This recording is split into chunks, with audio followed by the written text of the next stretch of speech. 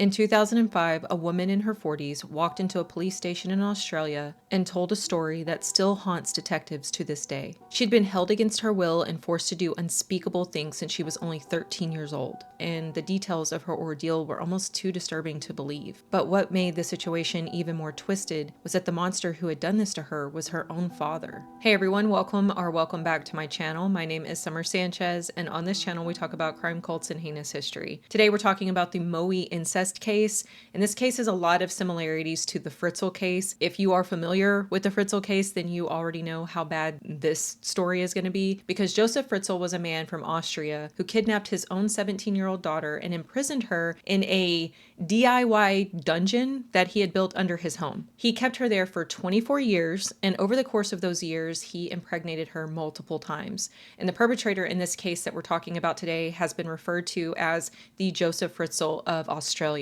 The survivors in this case have chosen to remain anonymous, so I won't be using any of their real names. In fact, even the perpetrator's identity was very hard to find, and I could only find one source that listed his name, and I haven't been able to confirm if that source was actually credible. So unfortunately, I won't be able to attach a real name to this monster. The survivors have spoken out under pseudonyms, and one of them even wrote a book about the case, and so I'll be using the names that she used in her book, and some of the names I will create myself if she did not provide one in the book. So just keep in mind that none of the names that I'll be using in this video are the real names of the people involved. And now, before we get into the story, let's go ahead and briefly talk about today's sponsor. This video is sponsored by Wild Grain. If you've been watching me for a while, you know how much I love Wild Grain. Wild Grain is the first ever Bake from Frozen subscription box offering baked goods and hand-cut pastas shipped directly to your door. And they're constantly adding new items for you to choose from. They offer items based on your dietary needs, so they have gluten-free and plant-based goods. They offer sweets like pastries, cookies, and cakes. They have various types of pastas to choose from. They even offer pizzas. They have tons of different types of breads like focaccia and sourdough. And speaking of sourdough, Wild Grain is known for their slow fermented sourdough bread that's full of nutrients and antioxidants. Wild Grain also offers seasonal items like the apple cider donuts and the pumpkin cinnamon biscuits, which you guys know that I love. I've talked about them multiple times. And these little pumpkin spice cheesecakes, they look so delicious and they're perfect for fall. This month I got croissants, giant ginger molasses cookies, tear and share cranberry pecan rolls, Parmesan herb biscuits, sourdough bread, churned French butter, and apple pie bites. The apple pie bites are great. They're flaky and soft and not overly sweet, which I really like. But my favorite this month was the ginger molasses cookies. Sometimes I find ginger cookies a little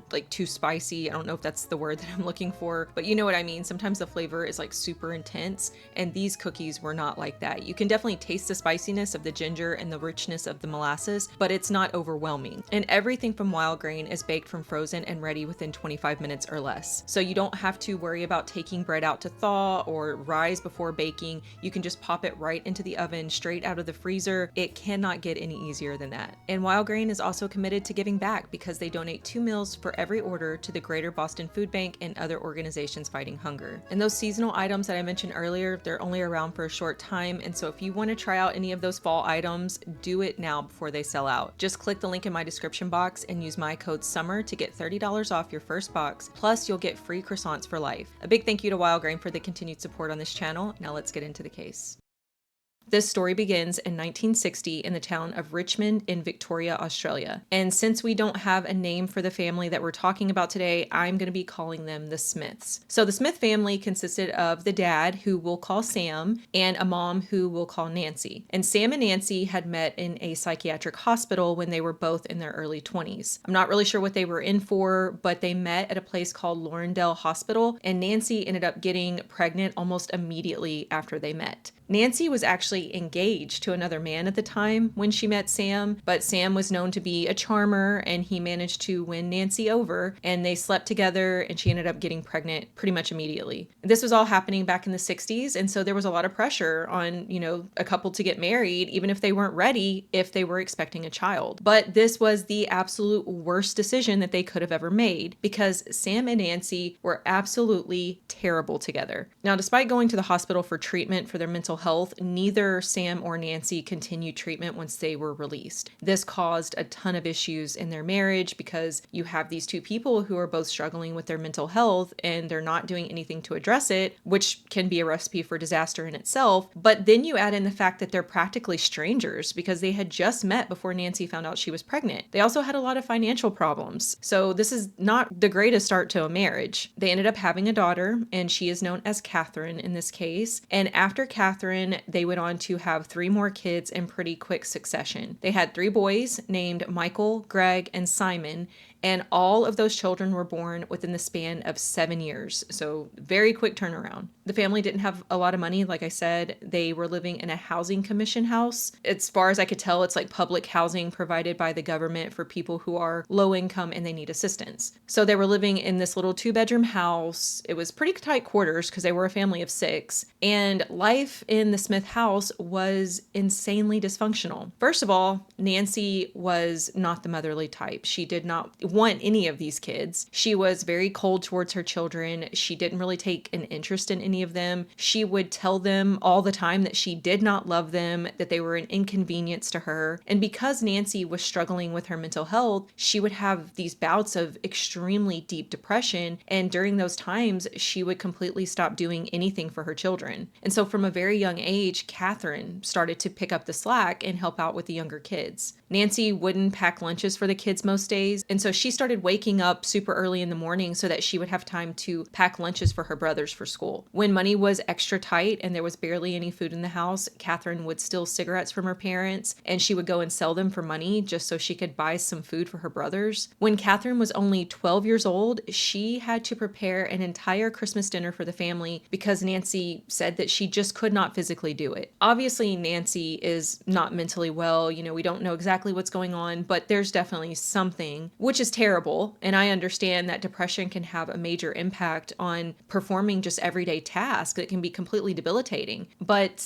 it's hard to feel sorry for Nancy when you hear the rest of this story because she totally failed her children. The only thing that her children wanted was love and affection from their mother, even just a little bit of attention. But Catherine has said that she doesn't remember even one time in her life where her mother was even a little bit loving towards her and her brothers. And the dad, Sam, was no better. In fact, he was even worse. Sam was a very violent alcoholic and he was always drinking. Any little bit of extra money that they had was spent on trips to the pub. He would go out, he would get super drunk. He would pick fights with strangers. People around town knew Sam because he was so violent and he was constantly trying to fight people. He would go out to the pubs. He would spend the night drinking, starting fights, trying to pick up random women, and then he would stumble home and absolutely terrorize his family. He would beat his wife Nancy with a belt for pretty much anything. He would punch her. He would kick her. He would choke her. On at least one occasion, he broke a glass bottle over Nancy's head, and that happened on Christmas Day. If Nancy didn't have food on the table for him when he got home, if she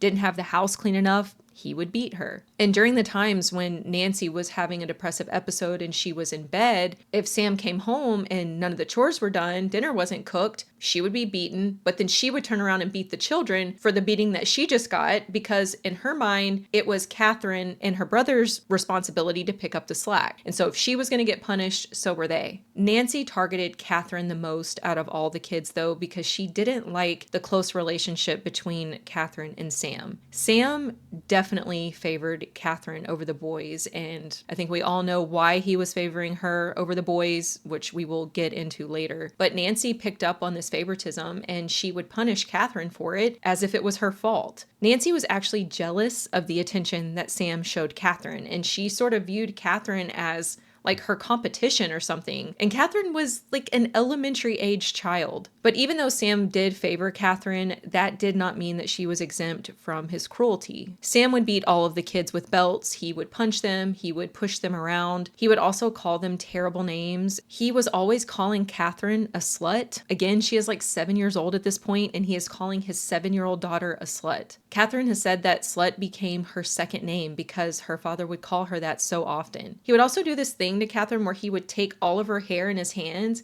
and he would twist it and twist it and twist it until it was pulled so tight that she would be in pain and she couldn't move. But then the next day he would try to make up for it all, and he would be super nice to her and he would like buy her things and try to get her to forgive him. He was very, very manipulative when it came to Catherine. Like, he couldn't help but be abusive towards her, but he also didn't want her to hate him. So it was like this constant back and forth. Like, one day he's a monster and the next day he's being overly nice to her, which had to be super confusing for Catherine. You know, she was just a kid. But because Catherine got virtually no attention from Nancy at all, she did tend to gravitate more towards Sam because he at least paid attention to her. Even if it wasn't always positive attention, he was still showing her some form of attention, and she didn't get that from Nancy. And another thing about Sam is that he was a massive womanizer. He was constantly cheating on Nancy with women that he would pick up from the pub, which Nancy knew about, but she felt powerless to stop him, and so she never really even questioned him on it. He would also have affairs with very young women. Some, it's believed, were even under the age of consent. Catherine can remember a time when she was about 15 years old, a random girl came up to her and told her that she was dating Sam, and Catherine guessed that this girl looked to be her age, so like 15, maybe slightly older. Sam had a little friend group who were all just as disgusting as him, and together they would go out and get drunk. They would cheat on their wives, typically with much younger women, and they would also get together and commit very serious crimes. Sam and his friends committed multiple robberies around the area, and one time Sam even forced Catherine to go with him and his friends to rob a factory. They all went inside to grab the stuff while Catherine was told to stay outside and be the lookout. The only little bit of calm that Catherine and her brothers had came from their grandparents, which were Nancy's mom and dad. Their grandparents lived in Ivanhoe, and the kids would go for visits every once in a while, and this was like their safe haven. And they knew that the kids were being abused, and they did try to get them help. They would write lots of letters to Child Services, but nothing ever came of it. In fact, Child Services never even visited the Smith home to see if those claims were true. The letters were just ignored. And the abuse just continued to get worse and worse over the years.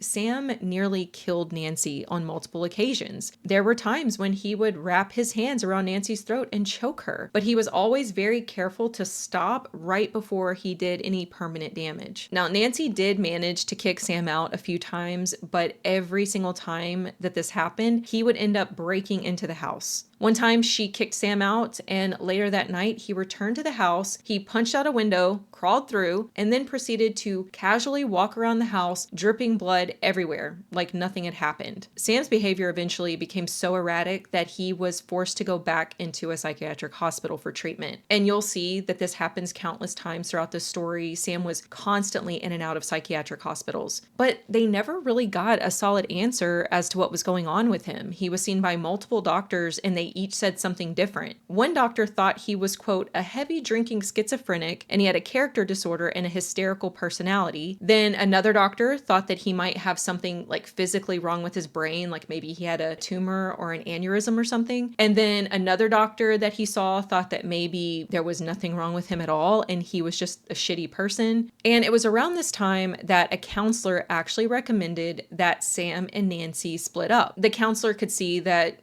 they were not good for each other. They were creating this very toxic environment for the kids, and they should stay very far away from each other. But unfortunately, Nancy and Sam did not listen to this advice, and they did remain together. Sam eventually was released from the hospital, and he was right back to his old ways. Nothing got any better. And Nancy was going through kind of a similar situation. She was also still struggling with her mental health, and she suffered multiple mental breakdowns over the years. And in 1971, Sam and Nancy's breakdowns actually overlapped. They kind of broke down at the same time. Sam went back into the hospital, and before Nancy admitted herself into the hospital, she packed up the kids and she took them into town and handed them over to the state. She told the authorities that she was afraid that Sam would get out of the hospital and hurt the kids, and she personally was in no state to protect them, and so it would be best for them to just be handed over to the state. I don't really know why the grandparents never took them in. I think they kind of stepped in occasionally, but they never fully took custody of the kids, and I'm not really sure why. Maybe they were really old and they couldn't really handle them. I'm not really sure. So the kids ended up in a facility called the Allenby Reception Center, and this place was not a good good place. Apparently, later on, an investigation discovered that there was rampant abuse happening within this facility. And I think this puts into perspective just how horrible things were in the Smith home, because none of the kids missed their parents. They were not sad that they had been abandoned, because that's basically how they lived anyways. They had just gotten used to being on their own. So the kids started out at this reception center, and then they were eventually moved to a place called Victorian Children's Aid Society. And that is where the children stayed for the next 4 years. This place seemed to be okay enough. There were some nice people that worked there. The kids were getting to go to school. They were playing sports. They were right by the beach, and so they would hang out down there a lot. They would go swimming a lot. They had 3 meals a day, which was a big change for them. And so they were actually pretty happy at this place. But then one day, tragedy struck when the kids were swimming at the beach. It started like any other normal beach day. They were playing in the sand. They were swimming. And once it was time for everyone to head back to the home, the carers noticed that 5-year-old Simon was missing. Remember, Simon is one of Catherine's little brothers. And sadly, they discovered Simon washed up on the shore. Apparently, he had drowned, but no one had noticed. And this had a massive impact on Catherine. She felt responsible because she always felt like it was her job to take care of her brothers. And so she felt like she had failed him. About 6 months after Simon's death, Nancy had another baby. She had a little girl that she named Georgina, and we actually don't know who Georgina's father was. She claimed that Sam was the father, but the timeline doesn't really make sense. Sam would have been in a psychiatric hospital when she got pregnant. It's more likely that Georgina was not Sam's baby. But tragically, Georgina passed away not long after she was born. She died of SIDS at around 6 months old. And now while the kids were in state care, Sam was still continuing that same pattern of going in and out of psychiatric hospitals. But they were starting to do more aggressive treatments. One of the things they were doing was electroshock therapy. And it's thought that this electroshock therapy could have had a negative impact on his brain and caused him to become even more evil later on in this story. Nancy was constantly trying to talk the doctors into keeping Sam in the hospital. She was obviously terrified of him at this point, and she was worried that he would get out and hurt her or the children. And this makes me think that even though Nancy never showed love towards any of her kids, she must have at least cared about them a little bit, but it never worked because Sam would inevitably check himself out of the hospital and he'd be Nancy's problem once again. However, they did end up actually separating for a little bit. I'm not really sure how Nancy managed to get away from him, but she did, for a while at least. And you would hope that she would be a little more careful with the men that she chose to be with after escaping such a horrific situation. But no, Nancy started dating a man named Kevin, and Kevin was a pedophile. In 1976, Nancy went through the proper channels to get her children back. She told the social workers whatever she needed to tell them to obtain her children, and it worked because the children were handed back over to her. And this is really when things start to take a very sinister turn. The situation was already terrible, but it was about to get a lot worse. Now, the kids were devastated that they were being handed back over to their mother. They had been in this care home for 4 years, and it wasn't perfect, but they did have some stability. So now it's Catherine, Greg, Michael, Nancy, and Nancy's new boyfriend, Kevin, all living in a different house. Like, not the same house from earlier in the story. They're living in a different part of Victoria. Do you think that Nancy has changed at all? No, of course she has not. She has just told the courts whatever she had to tell them in order to get her kids back. And to be honest, I don't really know why she did this. Why did she want to get them back? Was it for benefits? Like, did she get money from the government if,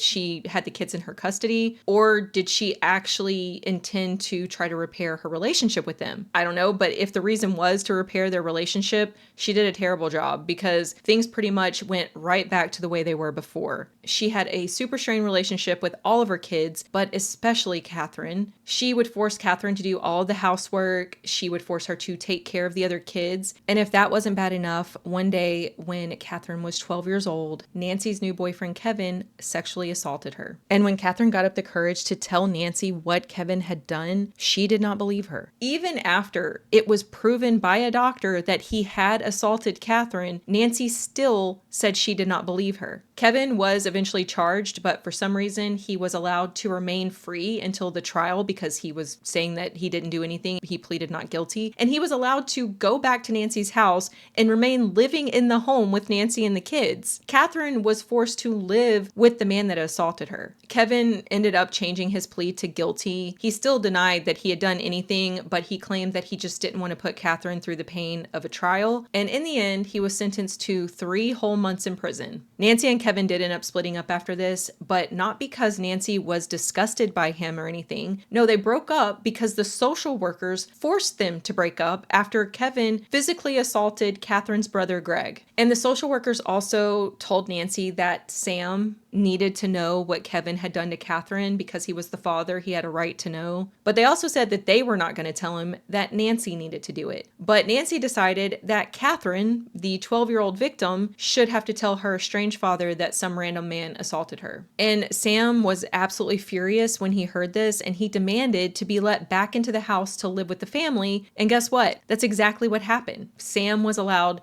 to move in with Nancy, and now they were right back to square one. We are literally right back to where we started. Sam's abuse immediately starts back up again. He's right back to drinking constantly, beating Nancy and the kids constantly. He's back to cheating on Nancy left and right. And by this point, Nancy had pretty much checked out. She was suffering from frequent episodes of extremely deep depression. There would be weeks where she would stay in bed for days. She would also threaten to take her own life in front of the children. It was just the most toxic, dysfunctional, messed up family dynamic you can imagine. So just to recap here, Nancy and Sam had both been in and out of mental facilities. They had been repeatedly reported to Child Protective Services. The kids have been sent to multiple homes at this point. So there are several people across all of these organizations that are well aware of just how bad the situation is in this house, but nothing is being done about it. Social workers would stop by here and there to check in. Later on, when Catherine was an adult, she managed to get those case files from the social workers. And based on what she read in those files, we know that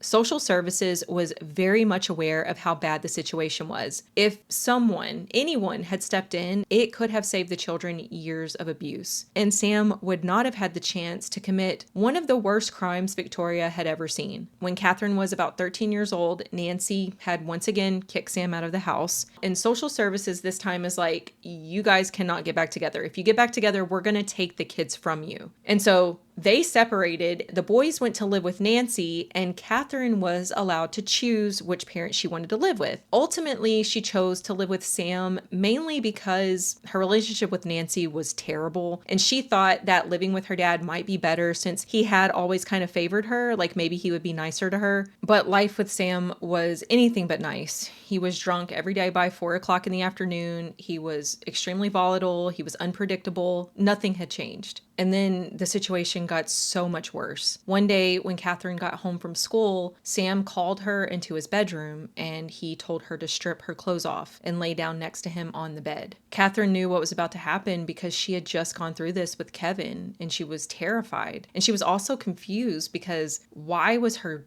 dad doing this to her? After Sam assaulted her, he told her that she was now damaged goods and no one would want her. This assault was the first of many times that this would happen. Now, Catherine did not tell anyone what was happening because Sam had threatened to kill her if she did. He would also threaten to hurt her brothers because he knew how much she cared about them, and he knew that he could keep Catherine in check if he threatened the boys. Plus, remember, Nancy hadn't believed her when she had told her about Kevin. Catherine didn't think that Nancy would even take her seriously if she said anything. But what's crazy is how bold Sam became. He would grope Catherine in front of his friends. He would touch her body in very inappropriate ways. I guess because his friends were all perverts as well, like he thought it was no big deal. In fact, Catherine said that it seemed like Sam was proud of it, like he was flaunting her around in front of his friends. And he would refer to her as his little slut in front of his friends. He even tried to get Catherine to start bringing her friends over, like friends from school, so that he could get to know them better. But Catherine knew what that meant, and she wasn't about to put any of her friends in that position. And so she just stopped hanging out with people. She was so afraid that if any of her friends came over to her house, that her dad would do to them what he was doing to her. So this horrific abuse goes on for almost an entire year. And then right before Catherine's 14th birthday, social services moved her out of her dad's house and back in with her mother and brothers. Not because of the sexual abuse, because at this point no one knew about that yet, but because Catherine was starting to act out. Like, she was showing signs of there being something wrong. She was slipping up at school. She was getting in trouble. Like, they knew something was up. And so social services thought that maybe she would benefit from a change of scenery and she would be better off with her mother, which she was. She was reunited with her brothers, and for the first few months, everything was much calmer. Still not great because her relationship with Nancy wasn't great, but it was definitely better than, what she was going through at Sam's house. But this break was short-lived because Sam was so desperate to get back to abusing his daughter that he went to social services and literally begged them to allow him to return to Nancy's house. He claimed that he had changed. He vowed to be a better husband and a better father, and they believed him. And they let him return to Nancy's house. So now Sam is living back at Nancy's. It became very clear very quickly that the only reason he wanted to go back was to get closer to Catherine. Even Nancy knew that something was up. She started noticing the creepy way that Sam was always hovering around Catherine, inappropriate looks, the comments. Sam also started controlling every aspect of Catherine's life. She had no say over what she wore, over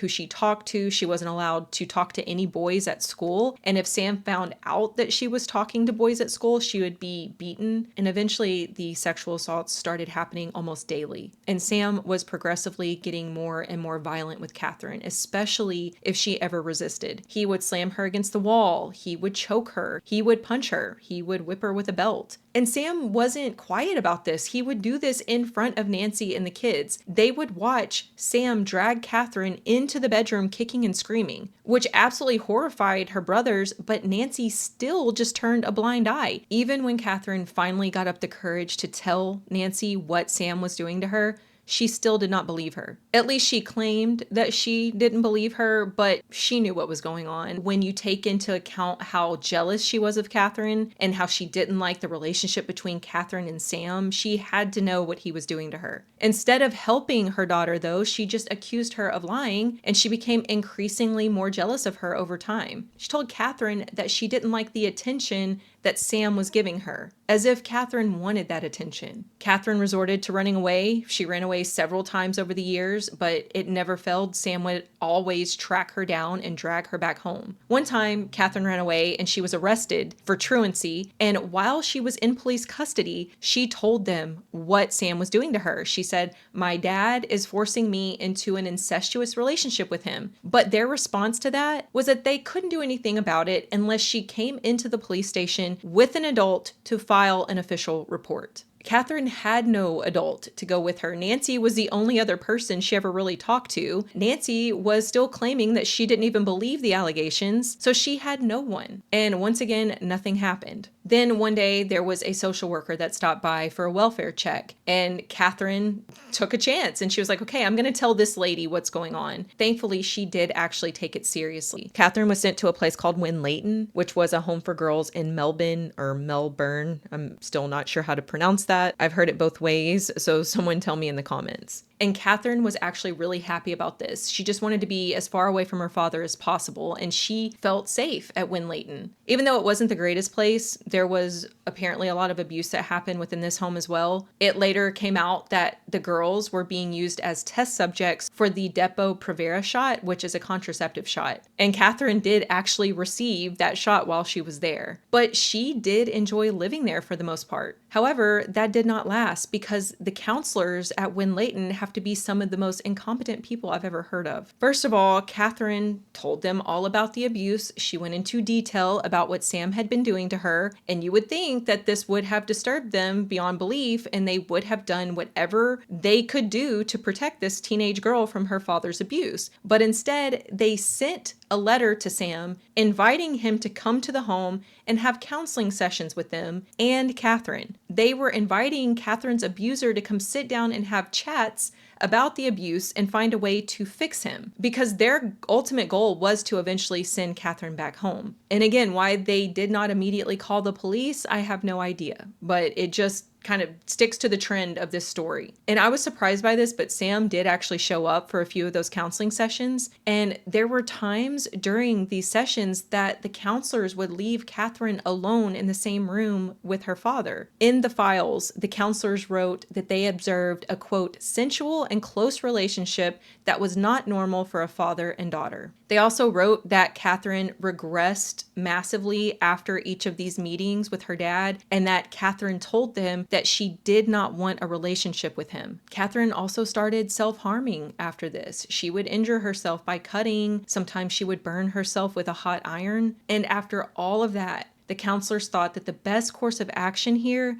was to release Catherine back into her parents' custody. Before she left the home, Catherine was required to fill out a questionnaire, kind of like an exit interview, and she wrote that she was not ready to leave and that she was afraid of her father, but they still released her. So it is now 1981 and Catherine is 17 years old, and now she is back living with her parents and her brothers in a small home in Port Melbourne. And Catherine has reached her breaking point. Her mental health is at an all-time low. She is super stressed out about having to move back in with her father because she knows what's in store for her. And the same day that she was returned home, she had a massive seizure. And it's believed that the extreme amount of stress that she was under triggered that seizure. And she went on to have many more after that. She was eventually diagnosed with epilepsy and she was put on medication. But did this stop Sam from abusing her? No, of course it didn't. He did not care that he was probably the root cause of these seizures. He was just elated to have Catherine back home where he could control her and repeatedly assault her. Catherine made multiple attempts on her life. One time she took a handful of her seizure medication and she ended up in the hospital. She nearly died. And the very same day that she was released from the hospital after that attempt on her life, Sam raped her. This man is straight up evil. And Catherine has said that this was the point where she just kind of gave up. You know, she had tried and tried to escape, but it never lasted. She had told multiple people what was happening to her. She never received proper help. She truly felt like this was it. There was no more fighting. She just needed to accept that this was her life. And she started drinking massive amounts of alcohol in order to cope. Sam is still assaulting her daily, sometimes twice a day. Nancy is still pretending that nothing is happening, and she is still harboring a lot of resentment and jealousy towards Catherine. And the boys, Michael and Greg, they're just kind of caught up in the periphery of the situation. They have a good idea of what's happening between Catherine and their dad, but they feel powerless to stop it. And this just goes on for the next several years. Catherine is basically a prisoner and her father's sex slave. Now, there wasn't a lot of money coming into the house. Like I said, they had a lot of financial problems. And so when Catherine turned 20, Sam allowed her to get a job just to help out with the family finances. She was required to hand her paycheck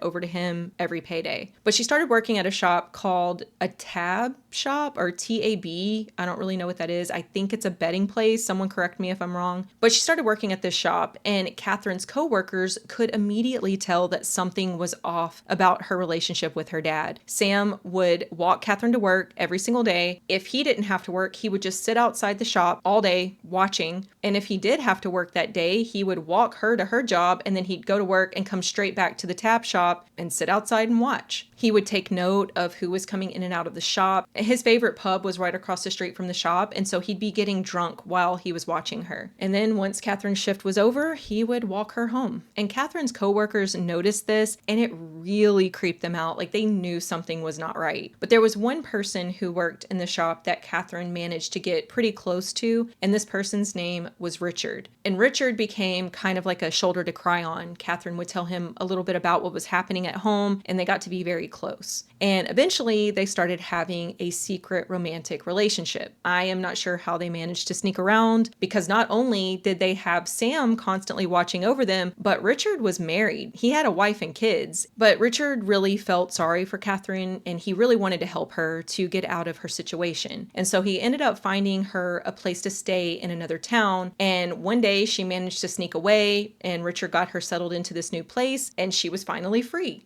For now. Sam was, of course, enraged, but he never managed to figure out where she was living. But the relationship between Catherine and Richard didn't last, and right after they broke up, Catherine found out that she was pregnant with Richard's baby. She ultimately decided not to tell Richard about the pregnancy, though. She ended up giving birth to a baby boy that she named Stephen, and she instantly fell in love with Stephen. Catherine was a very good mother. She was the total opposite of her own parents. But unfortunately, because of this situation that Catherine was in, she ended up moving back home after Stephen was born. She was all on her own. She needed help, and she felt like moving back home was her only choice, which I was confused about when I first read that because her parents never gave her any support. So I don't know why she would think that they would help her. But, she had no one else in the world. They were it for her. So she ended up going home, and Nancy, surprisingly, really stepped up. She really took to Stephen, and she showed him way more love and attention than she had ever shown her own kids, which I think is a pretty common thing when you have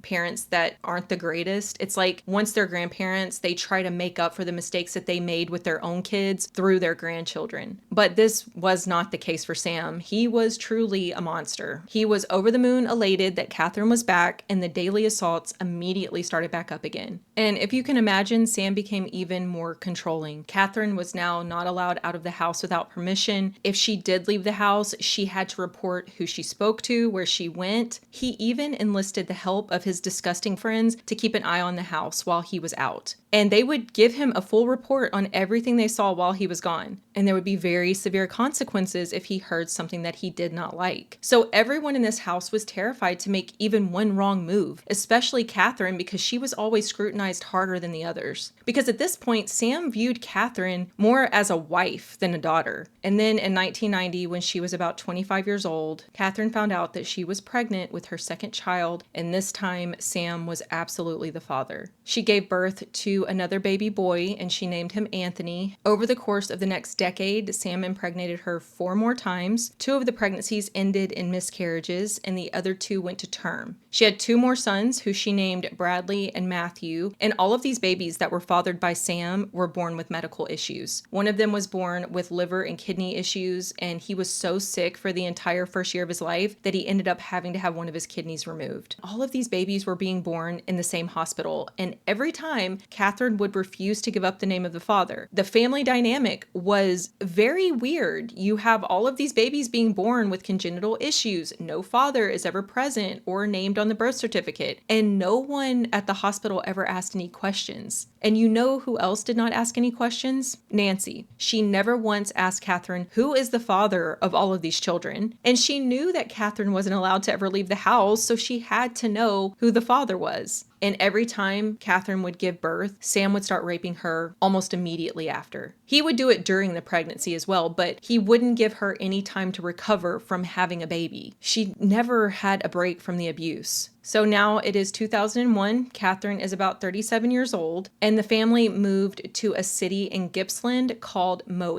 Catherine has now been essentially imprisoned and forced into an incestuous relationship with her father for nearly 3 decades at this point, and he still has absolute control over the entire family. Now, the house that they moved into in Moe was a very small 1-bedroom house, so extremely tight living quarters. Catherine and her kids and her brother Michael were forced to sleep on the floor in the living room. Her brother Greg had moved far, far away by this point. As soon as he was of age, he took off. And Sam acted as like the king of this tiny little castle. He and Nancy got the bedroom, and everyone waited on Sam hand and foot. No one ever asked any questions. He would just bark orders, and they would do whatever he wanted them to do. Now, we don't have a photo of Sam, but we do have a description of him just to kind of put in perspective what we're dealing with. A social worker described Sam in some of her notes, and she said he was absolutely revolting. He was a pig of a man. He wouldn't even acknowledge me. He would just grunt at me. That first day when they knew I was coming, he opened the door in a grubby old pair of shorts and a navy blue singlet,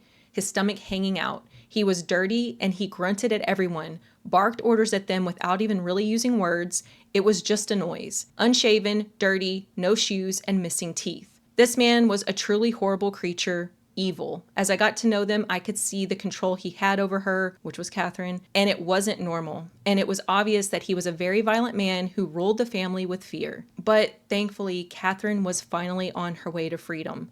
but not before Sam got her pregnant one last time. This time she had a daughter that she named Charlotte, but before Charlotte was even born, the doctors knew that something was very wrong. She was born with hydrocephalus, and she fought extremely hard to stay alive, but she sadly passed away at just 11 weeks old. The death of Charlotte really ignited something in Catherine, and she was determined to escape. Catherine had been assigned a social worker for her epilepsy, and thank goodness Jane, the social worker, came into the picture because she literally saved Catherine's life. Before Catherine could even tell Jane about the abuse, she already knew that there was something terribly wrong in that house. Once Catherine did finally confide in her about everything, she vowed that she would rescue her and the kids and Michael from that situation. First of all, Jane helped Catherine to schedule a hysterectomy so that her father could not get her pregnant anymore. And this is how despicable of a person Sam is. When he heard that Catherine was going to be having a hysterectomy, he actually thanked her. He thanked her because in his twisted brain, he took this as something that she was doing for his benefit so that he could continue assaulting her without the fear of getting her pregnant. He literally said, "Thanks for doing that for me." After Catherine had recovered from the surgery, Jane helped to find her a little house of her own in the town of Morwell. Morwell was only like a 15-minute drive from her parents' house in Moe, but at least she wouldn't be living under the same roof as her father. Her brother Michael also moved in with her and the kids. We haven't talked too much about Greg and Michael because we've been so focused on what's going on with Catherine. Greg, like I said earlier, he got fed up with the abuse and he moved far away once he was old enough, but Michael stuck around, and Sam was extremely abusive towards Michael, and all of the emotional abuse really took a toll on Michael because Sam had for years just made him feel like he was nothing. Finally getting to leave his father's house must have been such a relief. So now Catherine and her 4 kids and her brother Michael all moved into this little house in Morwell. And I don't know how Sam reacted to everyone moving out, but we can assume that his reaction was not good. But if you thought that Sam was going to give up his control over Catherine just because she moved out, you would be very wrong, because he would just drive over to Catherine's house on a regular basis so that he could rape her. And then one night in February of 2005, Sam went out drinking at the pub like he always did. He got completely wasted, and then he made his way over to Catherine's house. But for whatever reason, Sam was acting more violent than usual, and he started breaking stuff in Catherine's house. He started punching holes in the walls, and then he forced Catherine into her bedroom like he always did, and he attempted to assault her. But Catherine was like really fed up. She couldn't stand the thought of her father touching her even one more time, and so she did something that she knew would enrage him.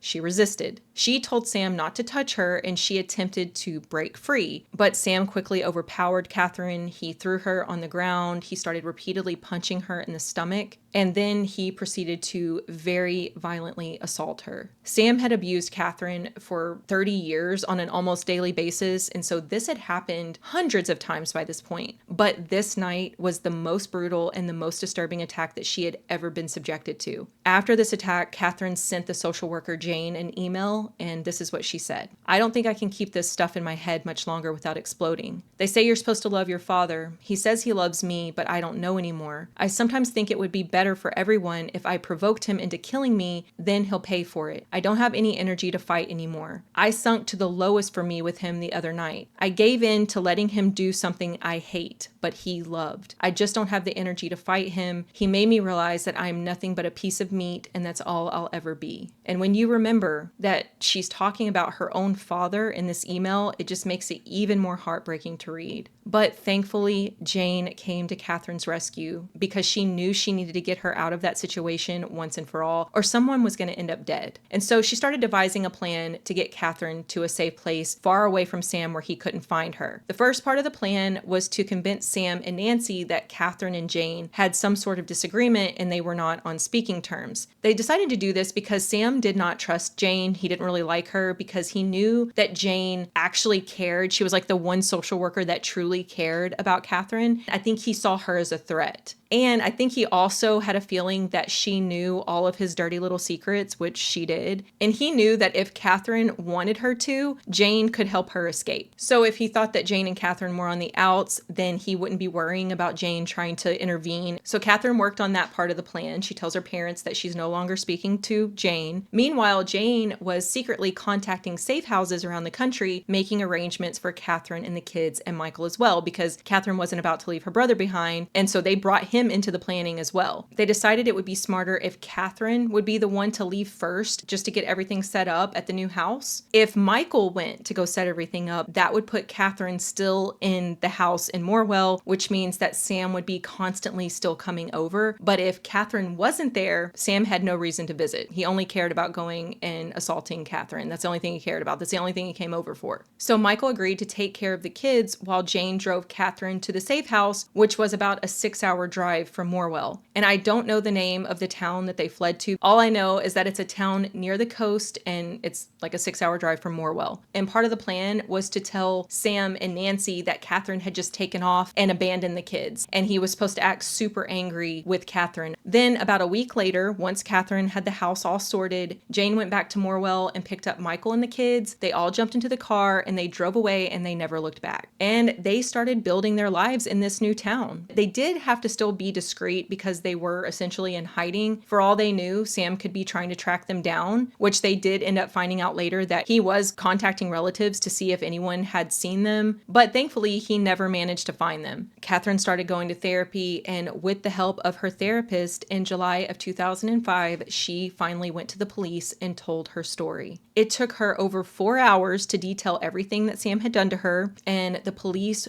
were like sitting there in disbelief. They had never heard anything like this before. One of the detectives on the case later said, "Her story was unbelievable, just unbelievable. I'd never heard anything like it, and I wondered how in the hell she survived it all. I had seen some high-profile cases overseas, and there was the Fritzl case around the same time, but nothing like this had ever crossed my desk. I never thought something like this would happen in Australia, let alone in a small country town." Investigators obtained all of the social services records dating back to when Catherine was still a kid, and they saw that everything Catherine had told them about her childhood, moving from care home to care home, documented allegations of abuse, it was all there in the records. So the police in Catherine's new town contacted the police back in Morwell, and they started investigating Sam. Both towns worked together to track down people from Catherine's past who would corroborate her stories, and by the end of that investigation, they knew that every part of Catherine's story was true. They absolutely believed her, and they were ready to make an arrest. And I wish that we had the body cam footage of this arrest, because Sam probably thought that Catherine would never have the courage to go to the police. He probably thought that he would never have to face the consequences of his horrific actions. But then the police just showed up one day on his front doorstep and told him that he was under arrest for incest. I would literally pay to see the look on his face when he heard that. And of course, Sam was not cooperative at all. He played dumb. He was rude. He was aggressive towards the police. And when they started asking him very personal questions about the abuse, he just started replying, "No comment, no comment." When he was asked about his family life, this man had the audacity to describe their home as harmonious. At the end of that interview, detectives obtained a DNA sample. They said that up to that point, Sam had been very arrogant, very aggressive, but once they took that DNA sample, his entire demeanor changed. His attitude was gone. He looked like a little defeated old man because he knew what those results were going to be, and he knew he was screwed. And of course, Anthony, Bradley, and Matthew were all confirmed to be Sam's children. Sam was charged with 83 counts of incest, 2 counts of indecent assault of a child under the age of 16, and 1 count of assault. At first, he pleaded not guilty. Why he would plead not guilty when they literally have DNA evidence that he fathered children with his daughter, I don't know. Maybe it was his massive ego. He was used to getting what he wanted. Maybe he thought he could somehow still win. Who knows? But this case ended up going to trial. However, on the first day of the trial, as they were all getting ready to, get started for the day, Sam noticed the long line of witnesses that were in the courtroom ready to testify against him. Social workers from the past, Richard, that co-worker that had helped Catherine, Jane, his son Michael, who had lived in that house and seen everything. He saw all of these people that were definitely going to back up everything that Catherine said. All of these people were like ghosts from his past, and he knew that he could not win this case. So right there on the spot, he changed his plea to guilty. He did admit to the incest, but he tried to blame it all on Catherine. He said that when she was just a little girl, that she was always following him around. And so in his twisted mind, this was her way of inviting him to abuse her, I guess, is what he was trying to say. He also said that he was going through a hard time when he started abusing her, and he had tried to stop doing it, but Catherine